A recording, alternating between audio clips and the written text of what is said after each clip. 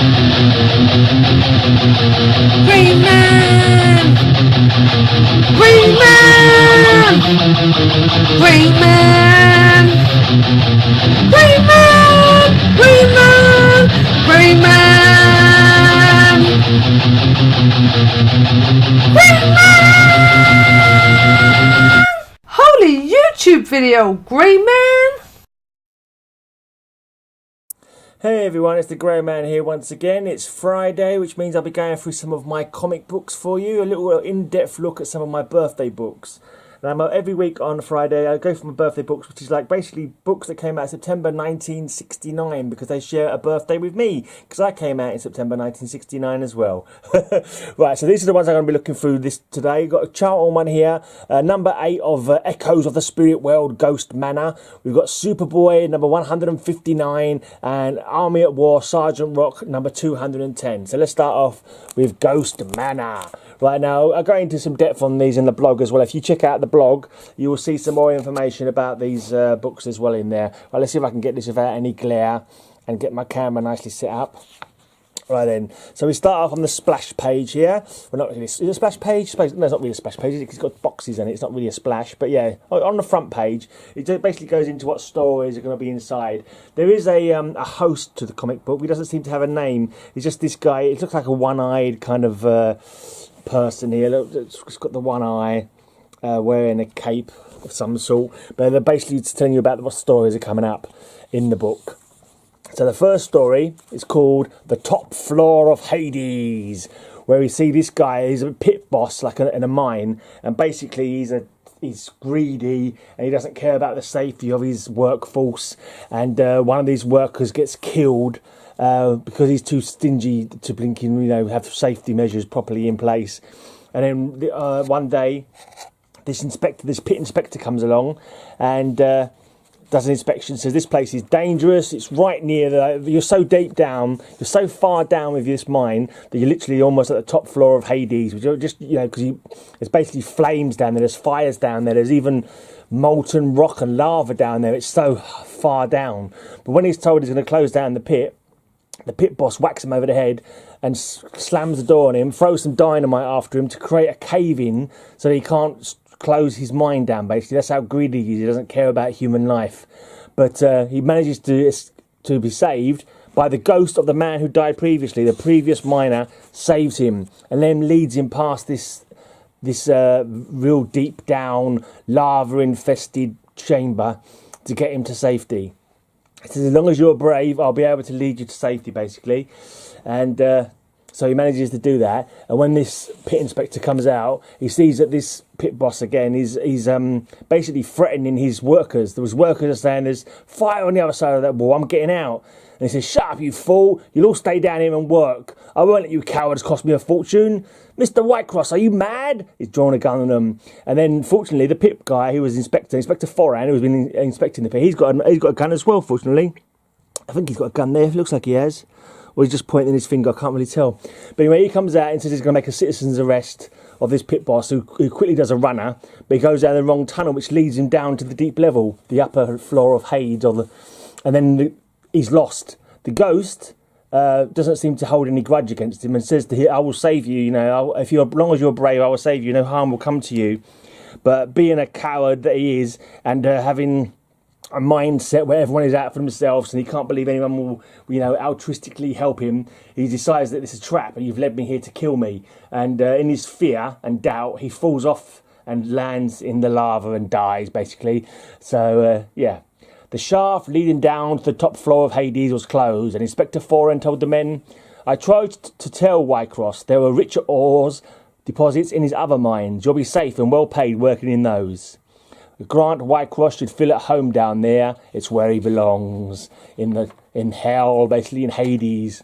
And then we have a one-page story here, just a one-page text story about a woman who gets trapped inside a cave. There's a cave in, but she, rather than dying, her living spirit somehow leaves her body and speaks to her future husband. And says, please come and save me from this cave in, basically. So yeah, it's a ghost story with a difference. It's more like a spirit projection or astral projection kind of thing. Right, now the second story here till death do us. Till death us do part. We see a guy at the graveside of his wife here. His wife died while they were just coming back from honeymoon. He was driving too fast, and she died in a crash that resulted from his actions. But then at the graveside, he sees her, and she's, "Don't act so petrified. You're the one who made me this way." And then she follows him home, and he's kind of like losing his mind over it. He's, "I'm right here, darling. Yeah, Hep, turn on the lights." The light hurt my eyes. It was dark in that coffin. "I'm cracking up. This isn't real. Keep away from me. You come back in here, Thomas Randall." Yeah, and then we got the narrator again. It's cold out here, but the widower doesn't dare venture back into his honeymoon house. She lurks there, waiting. But eventually he says, "Look, I promised to marry you till death do us part, and you're dead." And she says, "Now you're getting technical." But she decides she does leave, and she leaves him, and he's like, oh, he can get back onto his life again now. He meets up with another woman a few months later, and eventually goes on to marry her. But this is a bit of a confusing story, to be honest. These Charlton horror books are a bit strange. So he does go on to marry this woman who apparently knew his ex-wife, or his dead wife, and he says that she looks familiar somehow. And then we see them romancing, finally getting, falling in love. And here he's marrying her. But as he's marrying her, you see his ex-wife, his dead wife rather, as a ghost, arm in arm with her. The narrator says he proposed naturally and is getting married again, but methinks Tom Randall doesn't know all about his latest bride. In fact, she reminds me of Susan a lot too. In fact, she... And then you see them just arm in arm like that. And the ghost is saying, "I had to do something, didn't I?" So I'm not quite sure what their story is meant to be there. I'm thinking that somehow she's possessed this living woman so that she can remarry her husband from the dead. I'm not too sure. It's a bit of a weird ending, that one. Not too well explained, I would say. Either that or I'm just being a bit silly. I'm not too sure. I'm going with the fact it's not too well explained. Trying not to show my stupidity. Right, anyway, so we have another story. Here we have Trick or Treat. This is an appropriate one for upcoming Halloween. We've got this J.P. Ladin here, who is a bit of a local miser, bit of a horrible old man, basically. He's stingy, he's nasty in business, he forecloses on people, he whacks kids around the year if they dare to ask for trick or treat. And just so happens there's a couple of characters here who decide to teach him a lesson. Now there's one called Lucifer, who's dressed up as the devil, and then Sarah, who is dressed up as a witch. They knock on his door and he sets the dog on them. He's a right fiend. He sets the dog on them, but for some reason the dog turns around and attacks him instead. So he goes running away from the dog, finds himself in the dark place with there's only stark silence. "I'm safe, I got away from that blasted mutt." But he's not too sure where he is, and then he comes across a gravestone. It's my grave marker, but I'm not dead. I'm still alive. It's October 31, 1968, and I'm not dead. But it says, "Here lies J.P. Ladin," which makes it seem like he is dead. Right, so he turns around, and those two are there, scaring the pants off of him. One of the witches flying, the Lucifer is, yeah! Right, he goes running away, falls into a grave hole, basically. What is it called? Grave? Not called grave holes, are they? He falls into... It's just a grave, I suppose. He falls into a grave. A freshly dug grave, not being filled. And they tell him to mend his ways. Behave himself, mend his ways. Give stuff to the kids. Stop being cruel to people in business too. Yes, I agree. Anything to get out of here. And then he wakes up and the dog is licking his face. And he starts being kind to people, basically. Suddenly, J.P. Ladin is startled by another little imp, and for a split second, J.P. is tempted to set the dog Otto on them. "Trick or treat, Mr. Ladin." "Oh, come in the house, sonny, the treat's on me." And basically, from then, it's kind of like a Christmas Carol by Dickens, but a Halloween version of it instead. And then the two characters who scared the pants off of him come back to the house. "Trick or treat, Mr. Ladin." No, you didn't come back to haunt me, did you?" asked Mr. Ladin. "We're just ickle kids."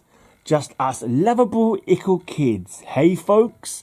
And Sarah takes off her mask to reveal an even more witch-like face underneath.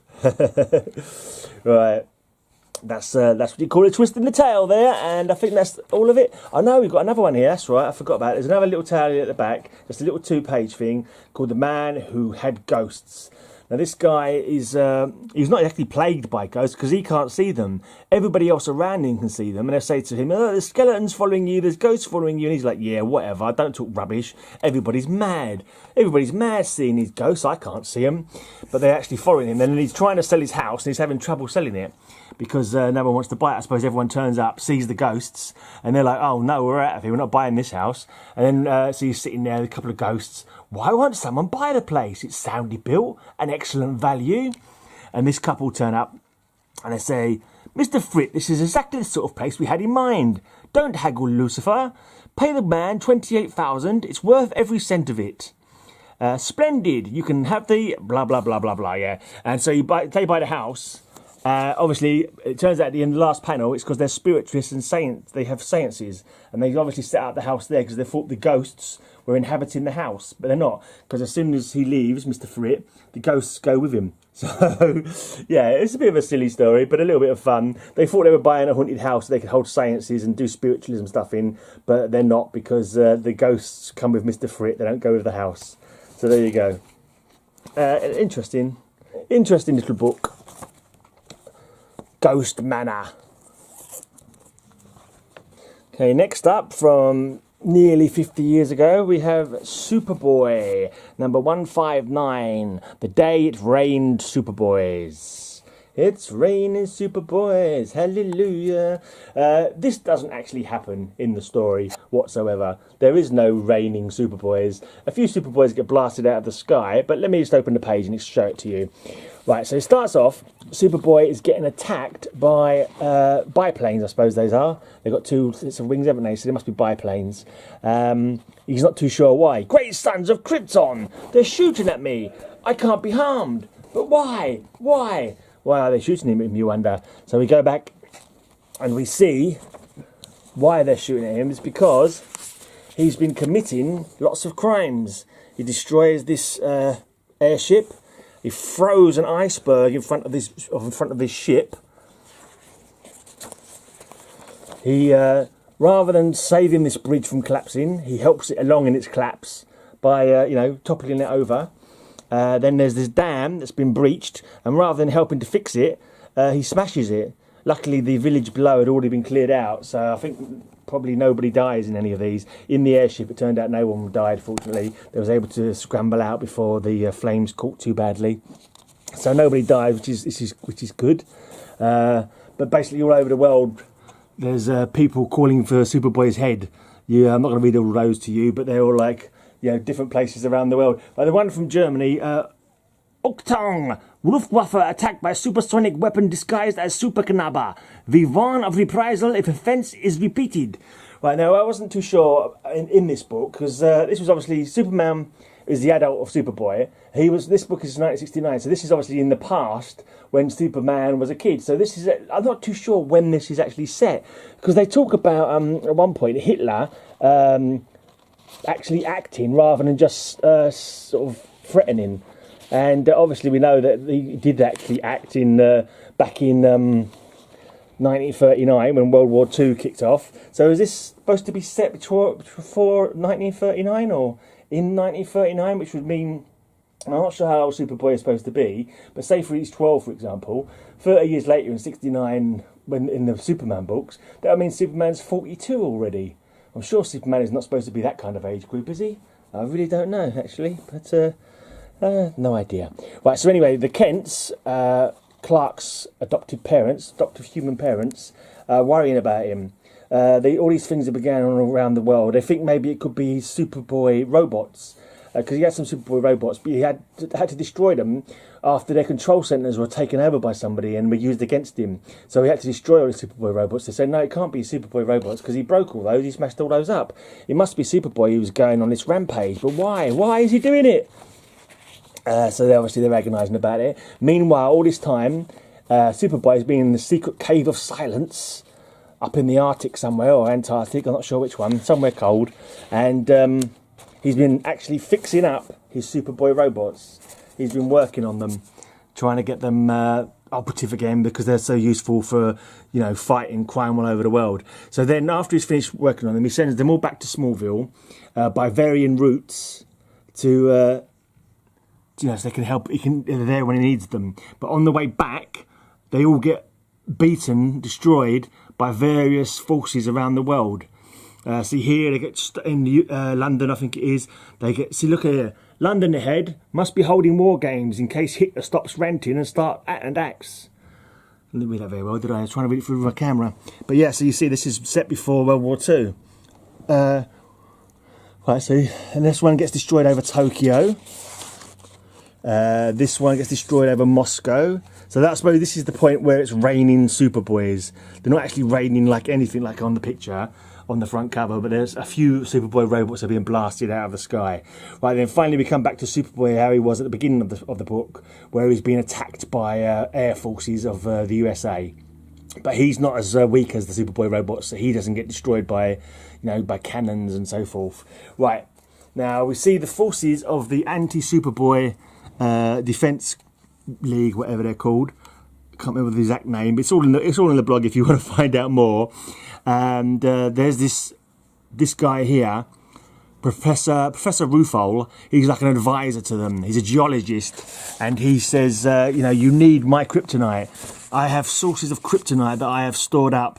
You'll need this to get rid of Superboy, to kill Superboy before he becomes even more of a menace. You've got to take him out.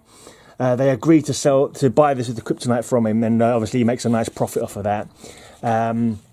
Meanwhile, Superboy is just starting to get an idea what's going on. First of all, he's been attacked by planes. Now when he saves this kid from falling out of a tree, the kids all run off, scared of him. Quick, Spot, before he does something terrible to us. And they run off. Let go of me, you outlaw. And he said, outlaw? Good grief, what's happened? Has the world gone mad? Kids, even dogs, running from me.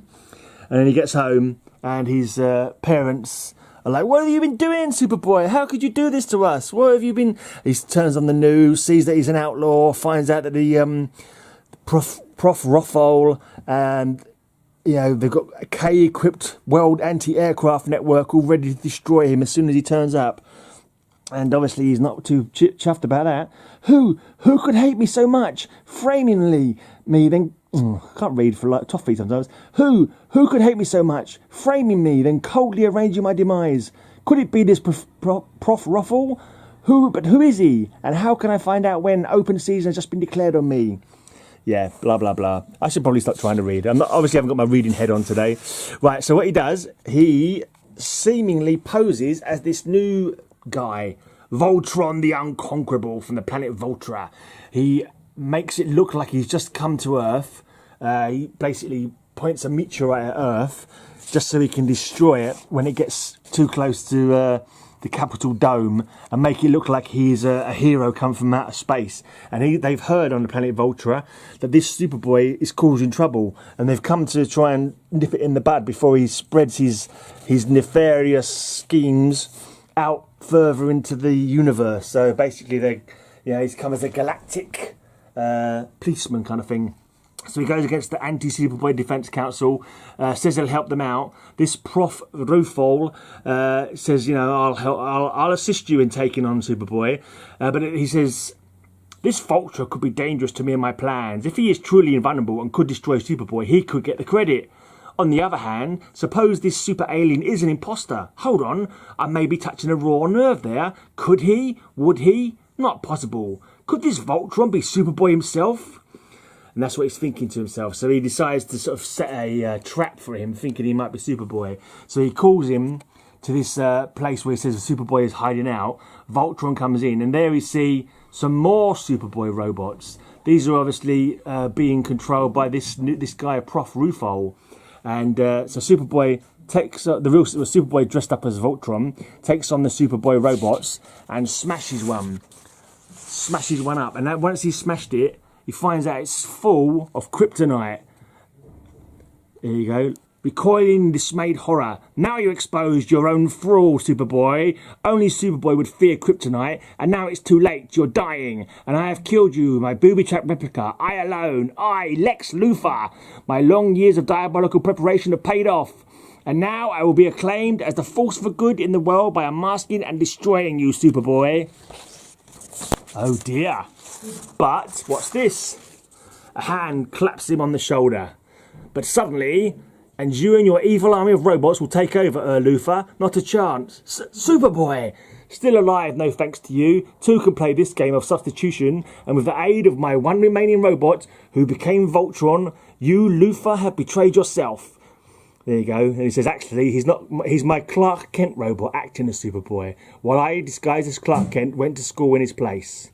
So that's a bit weird, because what's the difference between a Clark Kent robot and a Superboy robot? I don't understand that. Especially as the Clark Kent robot seems to have the powers of the Superboy robot and can fly and so forth. But anyway, that's that whole story. That is the end. So it was just basically, it was a plot by Luthor, who would have guessed it, to try and destroy Superboy's reputation and kill him. But fortunately it was foiled by Superboy's own cunning.